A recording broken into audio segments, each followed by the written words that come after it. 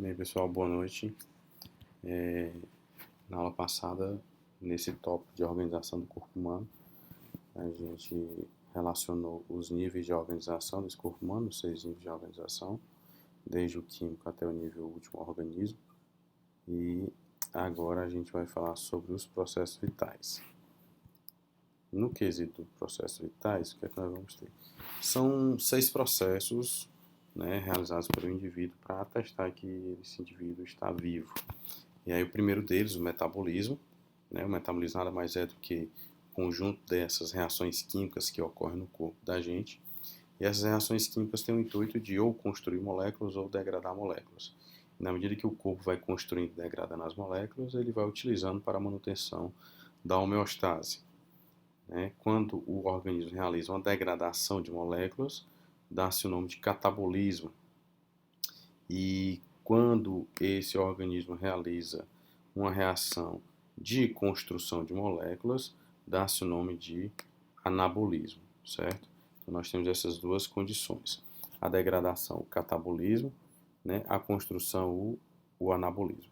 Por exemplo, se nós temos uma molécula de água, H2O, e a gente vai quebrar essa molécula para transformá-la em H+, mais OH-, nós estamos realizando uma reação de degradação, catabolismo. Já se fizermos o contrário, pegarmos o H+, e somarmos com o OH-, vamos dar uma molécula de água, então vamos construir. Fizemos um anabolismo, certo? Então esse é o primeiro processo vital. O corpo a todo instante está realizando o metabolismo. Como havia dito no começo, é importantíssimo para a manutenção da homeostase, o degradar as moléculas e o construir moléculas.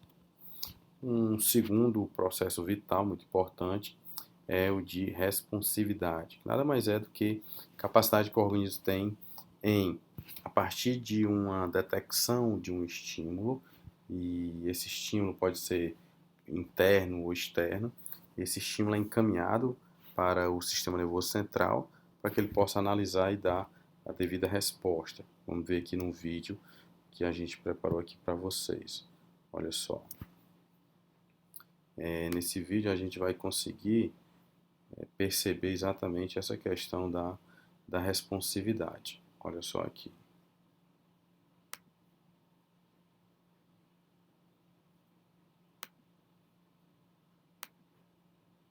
De responsividade. Ele está aí cozinhando, panela quente ou fogão.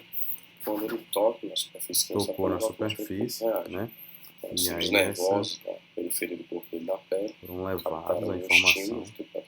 Esse estímulo foi encaminhado até o sistema nervoso central. Vocês podem observar aqui na medula espinhal. Lá dentro tem neurônios de associação que vão fazer a interpretação desse estímulo e gerar uma resposta. E no caso a resposta vai ser a retirada do membro da superfície quente. Então fez um processo vital chamado de responsividade. Ok? Voltamos aqui à nossa apresentação. Vocês viram lá no vídeo que ao tocar na superfície quente, rapidamente a pessoa teve a sua responsividade, uma reação. Essa reação passou por todo um processo de encaminhamento para o sistema nervoso central para a produção de uma resposta. Depois a resposta veio na musculatura para que ele se esquivasse do objeto que o estava prejudicando. O terceiro é o movimento, o terceiro processo vital, o movimento. E aí nós temos diversos órgãos no corpo que estão em constante movimento. Você tem ali, por exemplo, os órgãos do sistema digestório realizando o peristaltismo, as tubas uterinas realizando o peristaltismo na hora da captura do ovócito liberado pelo ovário. Você tem os próprios uretérios, a bexiga se movimentando, o coração se movimentando. Então, a todo instante o corpo da gente está em movimento. Então, para o indivíduo testar-se que está vivo, ele tem a capacidade da mobilidade. Então, internamente nas células, há também uma movimentação das organelas para que haja, por exemplo, uma fagostose, para que haja a captura de uma molécula, na pinostose, mesmo na fagostose. E internamente, quando uma molécula sai de uma organela na direção de outra, um RNA mensageiro, por exemplo, a todo instante o corpo está em movimento. Além do movimento externo corpóreo, do músculo esquelético realizando o ir e vir do indivíduo. né? Por isso a importância da realização da atividade física, porque quando a gente não está em movimento, há uma tendência a sedimentações no corpo. Você pega aqui os vasos sanguíneos e há uma lentidão do fluxo sanguíneo pelas artérias e veias, principalmente, em virtude dessa não mobilidade. Então é o terceiro processo vital, o movimento. Um quarto processo vital, né? Vou afastar aqui a visualização da webcam para melhorar aqui a nossa interação. Olha só. Então você tem ali, o crescimento ele se dá de três formas. Ou uma célula cresce no tamanho, como é que a gente vai ter isso daí? Uma dada célula, tá aqui, apenas aumentou a sua superfície interna, olha só, o seu tamanho interno de cada uma das células individualmente sofreu um aumento. E aí a gente dá o nome desse crescimento de hipertrofia, quando a célula cresce em tamanho. Quando a célula cresce em número, você tem X células, e aí essas X células se multiplicaram, deram origem a outras células. Então, aumentou a quantidade, aumentou no número, o crescimento foi no número de células. Dá-se o nome de hiperplasia. Você percebe que aqui eram 4 células, e aqui já temos 6 células, todas do mesmo formato, do mesmo tamanho da célula original. E a gente vai ter uma hiperplasia.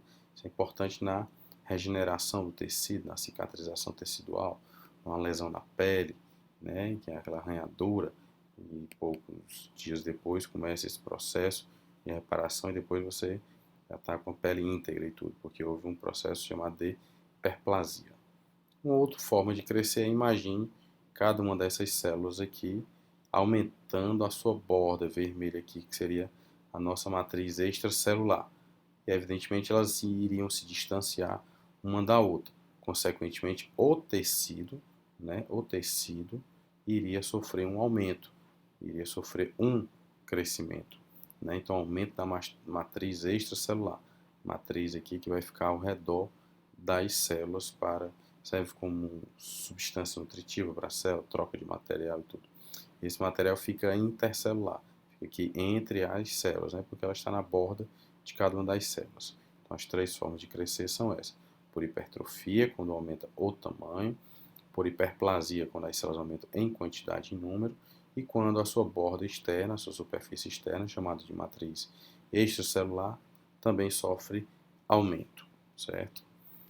E aí a outra forma de processo vital para verificarmos que o indivíduo está vivo é a diferenciação.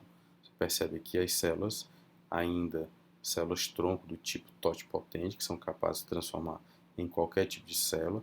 Depois elas sofrem uma diferenciação, ou seja, elas se especializam em algo, elas se diferem e elas começam a ser células agora indiferenciadas, tá certo? Ó, pluripotentes, para depois serem células diferenciadas, portanto células especializadas. Inicialmente era uma célula não especializada, esses dois grupos aqui, das indiferenciadas e das totipotentes, eram em células não especializadas, e depois, na última etapa, elas passam a sofrer sua especialização final, sua diferenciação, e vão se transformar em diversos tipos de célula. Esse processo dá-se o nome de diferenciação, é que onde há a grande questão das células tronco, né, a liberação dos estudos com células troncos, enfim. Por último, não menos importante, a gente vai ter aí o de reprodução, né, o último processo vital chamado de reprodução, quando as células ou o próprio corpo tem a capacidade de formar novas células. Está até atrelado um pouco ao crescimento lá, né, aquele crescimento da hiperplasia, né, porque você aumenta o número de células para fazer uma reparação tecidual. E também, outra forma da reprodução é quando o indivíduo, né, dá origem a um outro ser a partir da fertilização do ovócito e o espermatozoide.